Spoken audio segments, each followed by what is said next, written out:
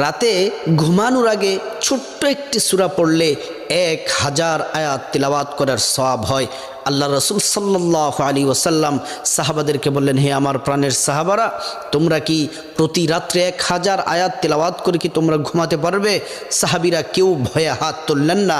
সিদ্দিক আকবর, আবু বকর সিদ্দিক, হজরত ওমর, হজরত ওসমান আলী কেউ হাত তুললেন না।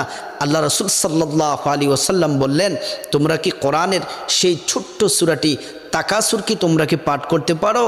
আবু বকর সিদ্দিক হাত তুললেন, ওসমান আলী, তালহা, সাদ বিন আবি ওয়াক্কাস প্রত্যেকটা সাহাবী হাত তুললেন।